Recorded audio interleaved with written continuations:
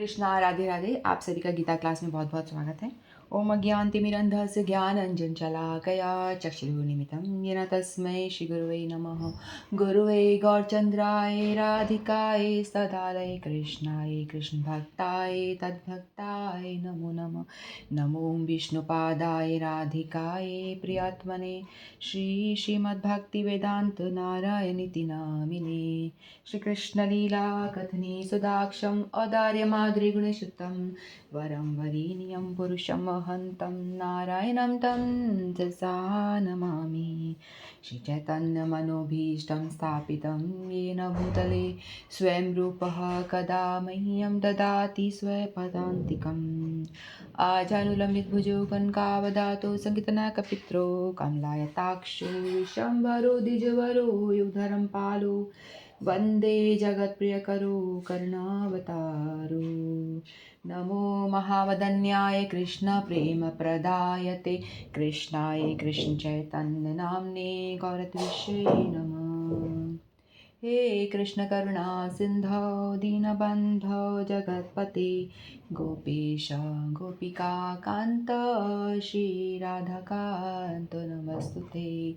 तत्काञ्चन गौराङ्गी राधे वृन्दावनेश्वरी वृषभानुसुतदेवी प्रणमामि हरिप्रिये।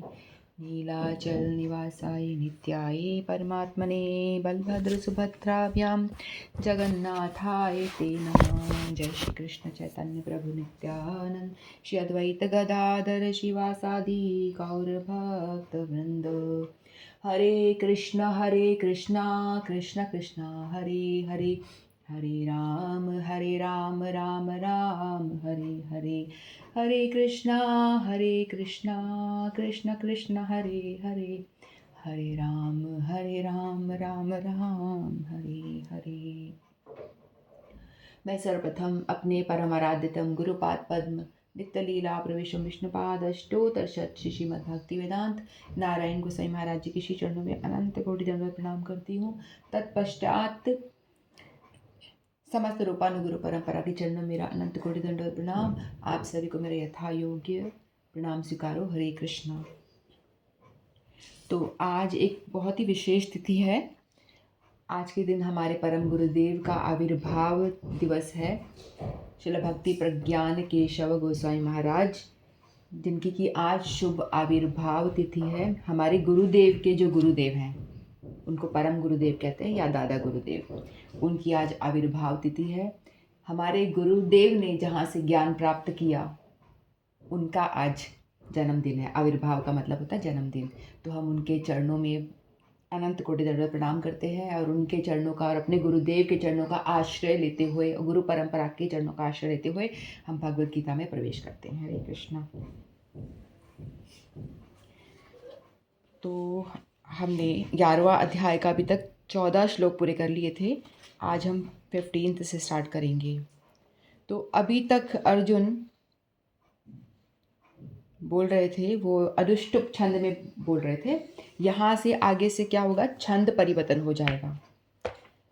जो श्लोक होते हैं वो एक छंद में बोले जाते हैं। तो अभी तक जो छंद चल रहा था वो अनुष्टुप छंद चल रहा था, जिसमें कि 4 चरण होते हैं ना। श्लोक के 4 चरण होते हैं। तो हर एक चरण में 8-8 अक्षर थे और अब जो होंगे वो हर एक चरण में 11-11 अक्षर होंगे और कुल मिलाकर के इन चारों चरणों में मिलाकर के 44 अक्षर हो जाएंगे। तो अभी तक अनुष्टुप छंद था जिसमें कि 32 अक्षर होते हैं और अभी हो जाएंगे 44 अक्षर, यानी 12 अक्षर हमें एक्स्ट्रा, हर एक श्लोक में 12 अक्षर एक्स्ट्रा हो जाएंगे। तो ऐसा क्यों हुआ, यहाँ पे अर्जुन अभी बोलना स्टार्ट करेंगे। और अर्जुन ये छंद परिवर्तन उन्होंने क्यों करा, क्योंकि अभी तक जो हम देख रहे थे अनुष्टुप छंद में अर्जुन व्यक्त कर रहे थे, दर्शन कर रहे थे, तो उसमें सिर्फ वो घटना स्थल को ही वर्णन कर पा रहे थे।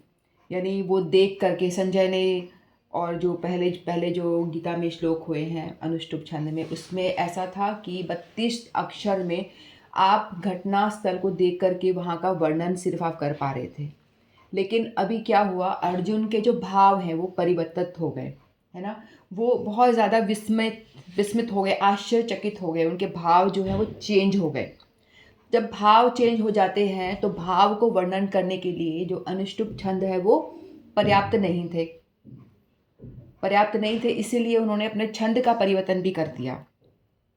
जैसे कि एक मजदूर है, मजदूर के ऊपर आपने सामान को रख दिया तो वो भार लेके चल पा रहा है, लेकिन यदि मालिक कहे कि मैं भी तेरे ऊपर बैठ जाऊंगा तो वो लेके थोड़ी चल पाएगा, वो चल ही नहीं पाएगा, है ना। इसी तरह से जो अनुष्टुप छंद है वो भी एक तरह से एक नौका की तरह है, ठीक है। नौका में अनुष्टुप नहीं, ये वाला जो छंद है वो नौका की समान हो जाएगा, जिसमें कि घटना स्थल का वर्णन भी कर सकते हैं और व्यक्ति बैठ भी सकता है, अपने सामान को लेकर भी बैठ सकता है, तो नौका आराम से चल पाएगी। तो ये छंद परिवर्तन जो हुआ है ये एक तरह से नौका की तरह है, जिसमें कि हम सवार होकर के अर्जुन के भावों का दर्शन भी कर पाएंगे और अर्जुन क्या दिखा रहा है उसका हम दर्शन भी कर पाएंगे।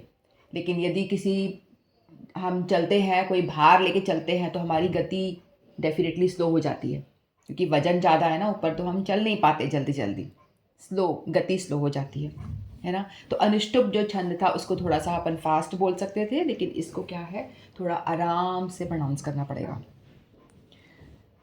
तो हम बढ़ते हैं 15वें श्लोक की ओर। अर्जुन उवाच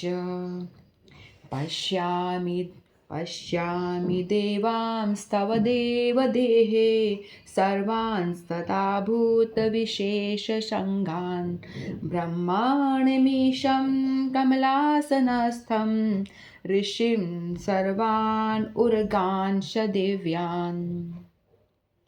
तो अर्जुन यहाँ कह रहे हैं, अर्जुन ने कहा, हे भगवान कृष्ण, मैं आपके शरीर में सारे देवताओं तथा अन्य विविध जीवों को एकत्रित देख रहा हूँ। मैं कमल पर आसीन ब्रह्मा, शिवजी तथा समस्त ऋषियों एवं दिव्य सर्पों को देख रहा हूँ।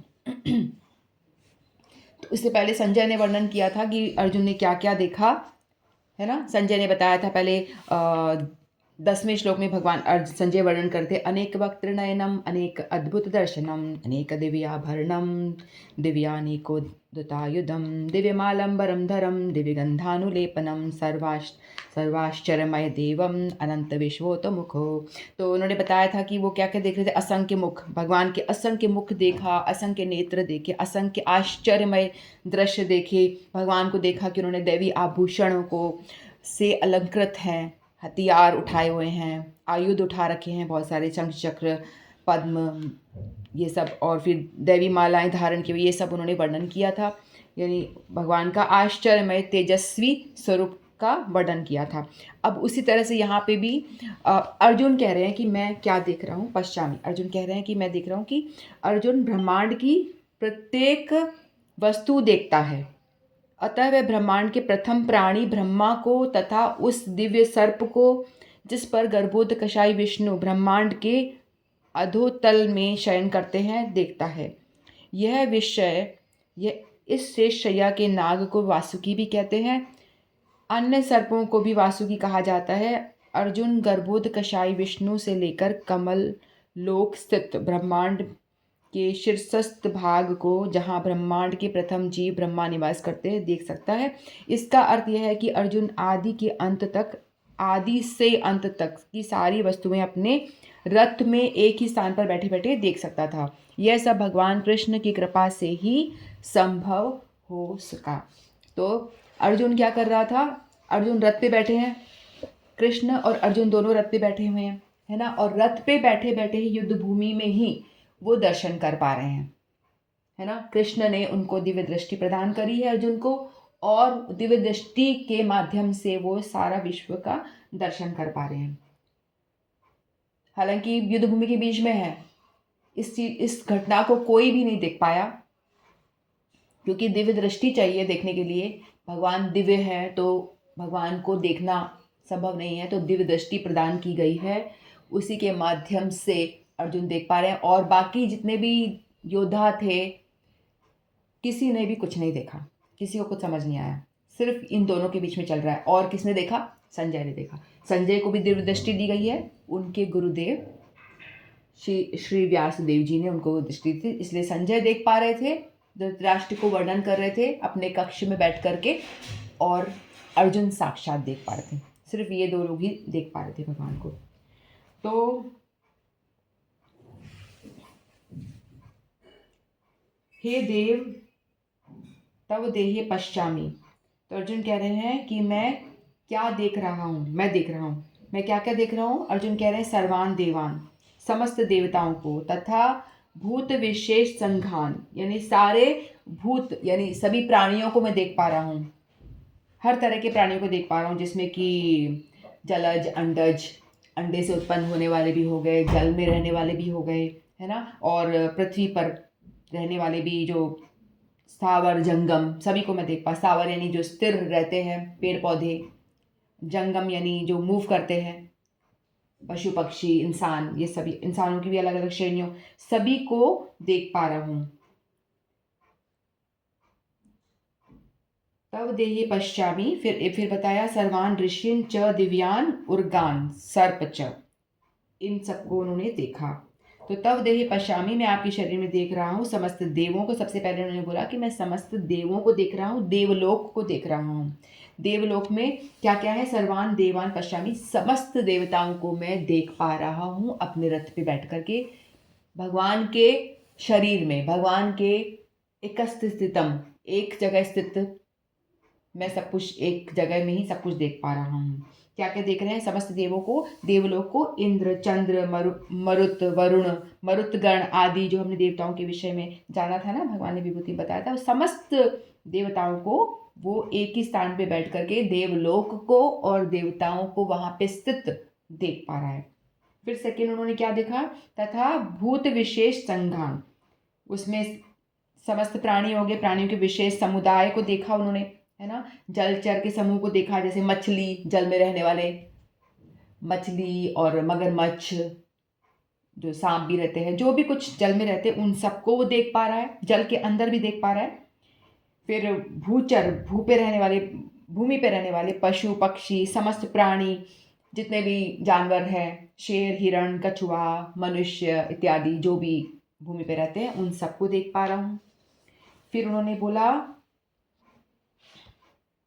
कमलास्थनम ब्रह्मांडम ईशम, तो उन्होंने बोला कमलास्थनस्त ब्रह्मांडम, यानी ब्रह्मलोक भी देख पा रहा है, यानी वो पाताल लोक से लेकर के ब्रह्मलोक तक सभी कुछ का दर्शन कर पा रहे हैं।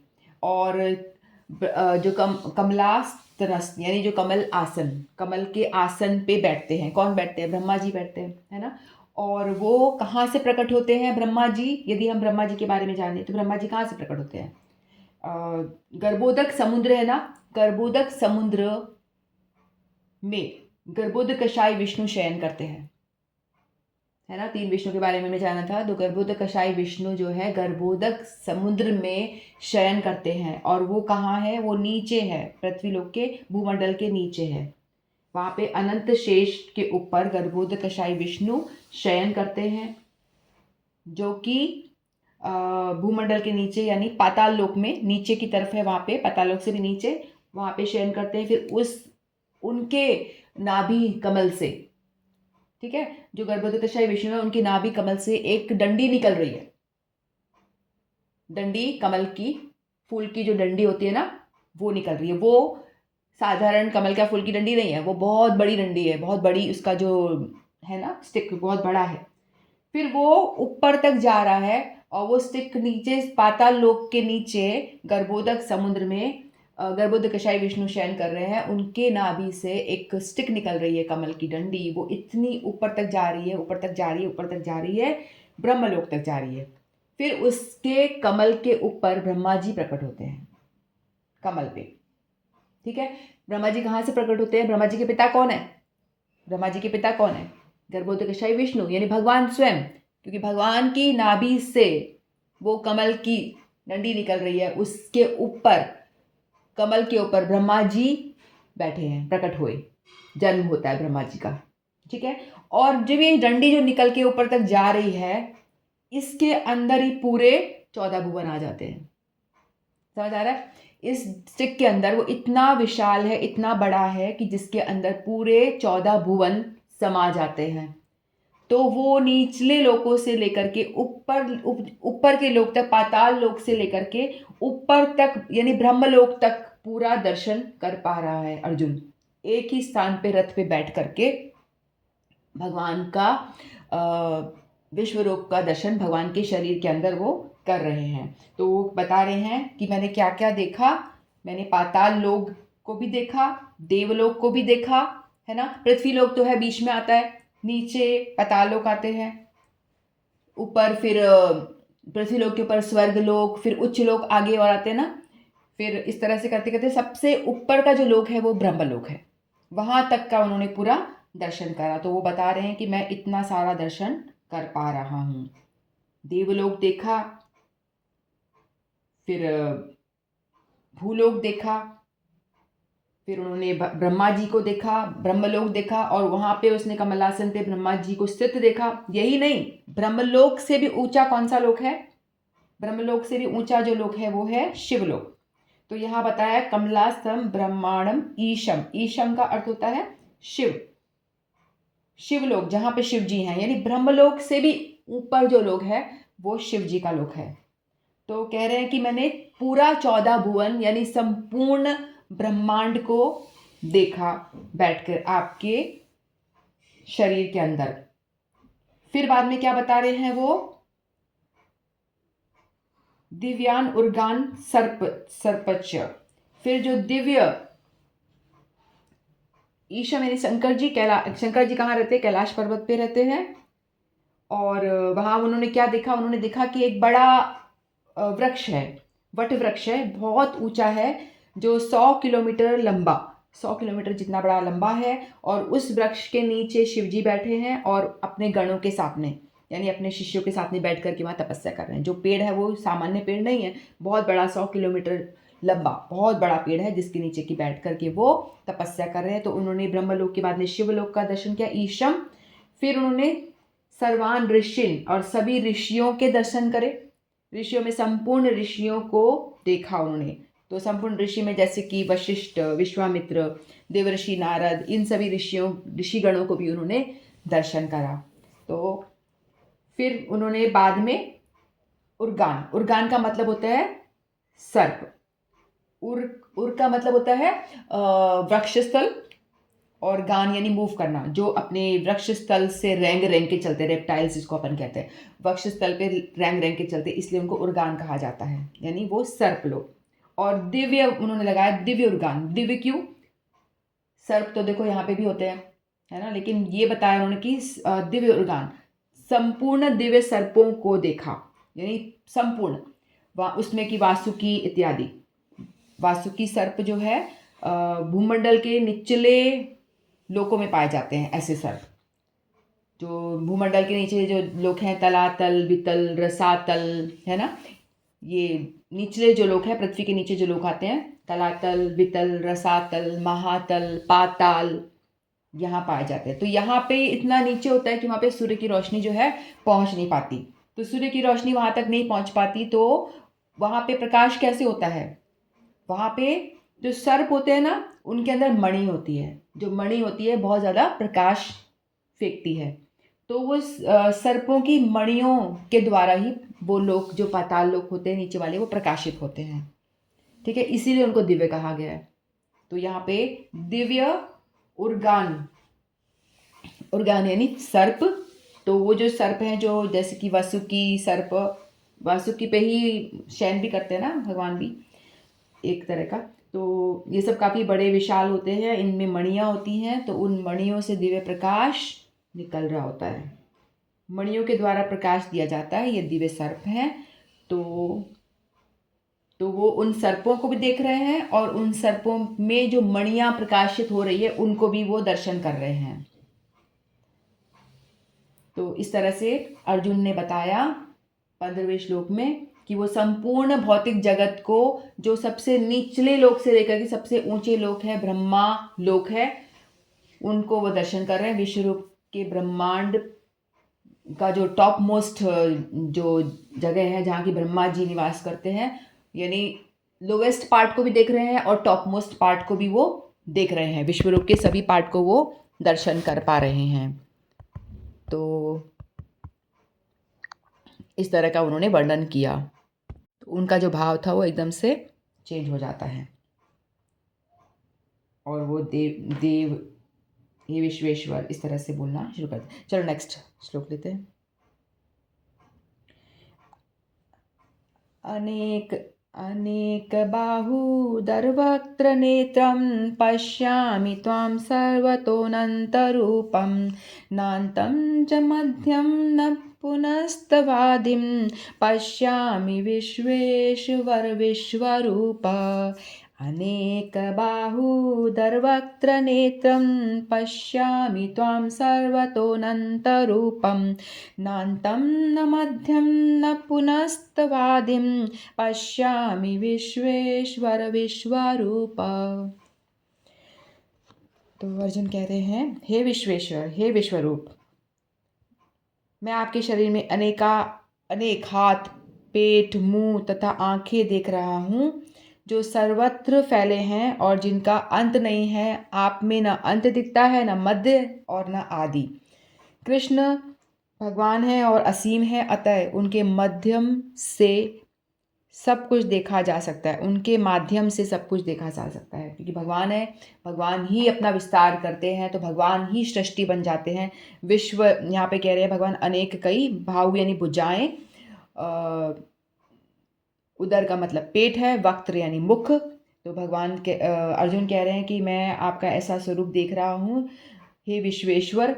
विश्वेश्वर कह के संबोधन किया क्योंकि समस्त विश्व के वो ईश्वर है, समस्त हे ब्रह्मांड के स्वामी, समस्त ब्रह्मांड के वो स्वामी, इसलिए वो विश्वेश्वर कह के संबोधन कर रहे हैं। विश्व रूप का मतलब ब्रह्मांड के रूप में, जो भी ब्रह्मांड के रूप में जो भी कुछ दिखा रहे हैं वो खुद ही बने हुए हैं, उन्हीं का ही रूप है। जो भी कुछ हम अर्जुन दर्शन कर पा रहे हैं और अर्जुन के माध्यम से हम दर्शन कर पा रहे हैं कानों से, तो वो सब कुछ भगवान कह रहे हैं कि वो दिव्य रूप है, वो सब कुछ मैं ही हूँ, मैं ही बना हुआ हूँ, मेरा ही रूप है सब कुछ।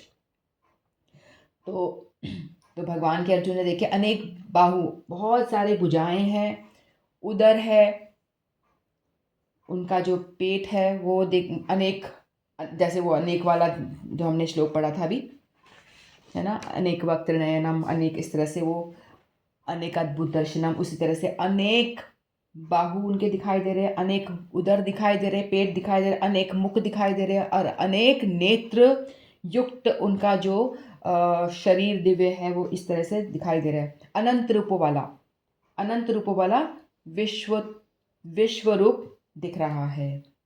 तो ऐसा रूप उनको दिखाई दे रहा है जिसका न आदि है, न अंत है, न मध्य है। अंत भी नहीं दिखाई दे रहा, मध्य भी दिखाई नहीं दे रहा और आदि तो मतलब जहाँ देखो वहाँ पूरा दिखाई दे रहा है। जैसे कि अपन किसी एक व्यक्ति को देखते हैं तो हम उस व्यक्ति को, सीमा है उसकी हाइट 5.6 5.7 उसकी इंचेस, उसकी जो हाइट है, ठीक है। वेट भी हम नाप सकते हैं, उसका सीमा है 60 किलो, 70 किलो, 80 किलो, जितना भी उसका वेट है उसमें हम सीमा है, कुछ लिमिटेशन है ना। लेकिन यहाँ पे कोई बुक है तो बुक को भी हम पेजेस काउंट कर सकते हैं, मोटी है, छोटी है, ऐसे, तो उसको हम सीमा में नाप सकते हैं। लेकिन यहाँ पे भगवान, जैसे आकाश को हम देखते हैं तो आकाश की कोई सीमा हमें नज़र नहीं आती, समुद्र को हम देखते हैं तो कोई हमें उसकी सीमा नज़र नहीं आती, समझ में नहीं आती कहाँ से स्टार्ट है। समुद्र का तो चलो फिर भी समझ में आता है यहाँ स्टार्ट है, एंड कहाँ है वो हम नहीं देख पा रहे, आकाश का हम नहीं देख पाते सीमा। उसी तरह से भगवान को हम सीमा में नहीं नाप पाते, भगवान का हम कुछ भी देख नहीं पा रहे, कहाँ से स्टार्ट है, कहाँ एंड हो रहा है, उसका मध्य कौन सा है, क्योंकि लिमिट ही नहीं है ना, मध्य हमें पता ही नहीं चलेगा। जब स्टार्ट और एंड ही नहीं पता तो मध्य भी नहीं पता चल रहा, तो कुछ भी पता नहीं चल पा रहा। जो भगवान जो है असीम है, उनको हम सीमा में नहीं बांध सकते। उनका स्वरूप जो है वो अनंत, विशाल, अद्भुत है, जिसको कि बांधा नहीं जा सकता सीमा में। तो यहाँ पे अर्जुन जो है वो इसी का वर्णन कर रहे हैं कि मैं आपके इस अद्भुत रूप को देख रहा हूँ, जिसको कि मैं बिल्कुल भौचक्का हो गया हूँ, मैं समझ ही नहीं पा रहा हूँ उसका कहाँ शुरुआत है, कहाँ क्या है। और यही नहीं, उसको दिशाओं में भी नहीं बांध पा रहे हैं, है ना। देश काल वस्तु व्यक्ति मतलब सब चीज़ों से वो परे, उनकी दिशाओं में भी समझ में नहीं आ रहा वो कौन सी दिशा में देखे। अब अर्जुन जो है रथ पे बैठे हैं, ठीक है, हम किसी को देखते हैं, किसी को तो हम क्या करते हैं, दंडवत प्रणाम करते हैं। हमारे गुरुदेव सामने आ जाए तो हम दंडवत प्रणाम करेंगे उनको, है ना। लेकिन अर्जुन ने जब भगवान को देखा कि भगवान स्वरूप उनका, और मान लिया कि आप भगवान हो, बार बार ऐसे देवादिदेव, विश्वेश्वर ऐसे ऐसे रूप से, ऐसे ऐसे नामों से संबोधन कर रहे हैं, जिससे कि पता चल रहा है कि वो भगवान हैं, सखा नहीं है, ये भगवान है। लेकिन वो हाथ जोड़ के बैठे हुए हैं। वो पूरा साष्टांग प्रणाम क्यों नहीं कर रहे? क्यों नहीं कर रहे, कोई बताएगा? वो साष्टांग प्रणाम नहीं कर रहे हैं, वो सिर्फ हाथ जोड़ के बैठे हुए हैं। हालांकि हम अपने गुरुदेव को देखते हैं तो साष्टांग दंडवत प्रणाम करते हैं, वो नहीं कर रहे। क्यों? क्योंकि वो एक तो युद्ध भूमि में बैठे हैं, और वो रथ पे बैठे हैं, और रथ पे इतना जगह नहीं है, इसीलिए कि वो दंडवत प्रणाम करें। जगह होता तो वो दंडवत प्रणाम करते, इसलिए वो हाथ जोड़ करके ही बैठे हैं। और उनको ये समझ में नहीं आ रहा कि कौन सी दिशा में वो प्रणाम करें, क्योंकि भगवान तो सभी दिशा, सर्वस्त्र, आगे देखो तो वहाँ भगवान का दर्शन हो रहा है, साइड में देखो तो वहाँ दर्शन हो रहा है, इस साइड देखो तो, लेफ्ट में देखो, राइट में देखो, बैक में देखो, जहाँ भी जो भी डायरेक्शन में वो मूव कर रहा है, उसको भगवान का वही दिव्य स्वरूप का दर्शन हो रहा है। यानी चारों तरफ भगवान का दर्शन हो रहा है। और भगवान ने उसमें काल का भी वो नहीं है कि मतलब भूतकाल को भी देख पा रहा है, वो प्रेजेंट वर्तमान काल को देख पा रहा है, भविष्य काल को भी देख पाएगा आगे कि भविष्य में क्या होने वाला, युद्ध की क्या रिजल्ट आने वाला है, वो भी वो देख पाएगा। तो सब कुछ वो एक साथ देख पा रहा है, और वो देख करके वो एकदम विस्मय चकित हो गया, एकदम आश्चर्यचकित हो गए, और हाथ जोड़ के बैठ करके भगवान का रूप का दर्शन ही करे जा रहे। ठीक है, तो ये हमारे 2 श्लोक पूरे हुए। वाञ्छाकल्पतरुभ्यश्च कृपा सिन्धुभ्येव च पतितानां पावनेभ्यो वैष्णवेभ्यो नमो नमः। श्रीमद् भगवद गीता की जय। आप सभी की जय। हरे कृष्णा।